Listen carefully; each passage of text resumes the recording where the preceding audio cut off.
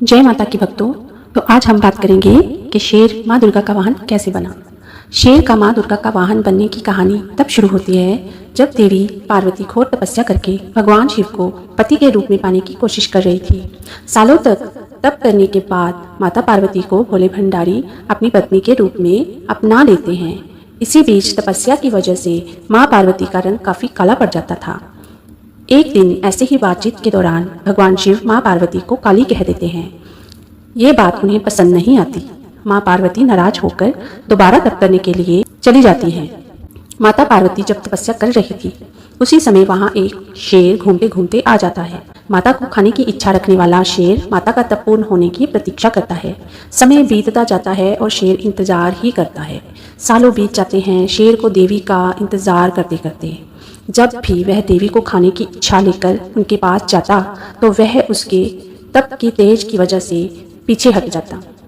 कई बार कोशिशों के बावजूद भी शेर माता के नज़दीक नहीं जा पाता और हार कर कोने में बैठ जाता।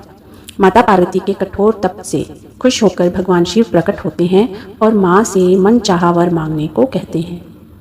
माता पार्वती कहती है कि मुझे पहले की तरह अपना गोरा रंग वापस चाहिए। माता पार्वती के इस वर को भगवान शिव पूर्ण करते हैं। आशीर्वाद मिलते ही माता पार्वती नहाने के लिए चली जाती है। उनके नहाते ही उनके शरीर से एक और देवी का जन्म हो जाता है जिसका नाम कौशिकी पड़ता है। नहाते समय उनके शरीर से काला रंग निकल जाता है और माता पार्वती का रंग पहले की तरह साफ हो जाता है। इसी वजह से माता पार्वती का नाम माँ गौरी भी रखा जाता है। नहाने के कुछ देर बाद जब माता पार्वती बाहर आती हैं तो उनकी नज़र शेर पर पड़ती है जो माता को खाने की प्रतीक्षा में भूखा ही एक कोने में बैठा था। माता पार्वती भगवान शिव के पास जाती हैं और उनसे वरदान मांगती हैं। माता पार्वती कहती हैं कि हे नाथ, ये शेर सालों से मुझे भोजन के रूप में ग्रहण करने के लिए इंतजार कर रहा था। जितना तप मैंने किया है उतना ही तप मेरे साथ इस शेर ने भी किया है। इसी वजह से आप इस शेर को वरदान के रूप में मेरी सवारी बना दीजिए।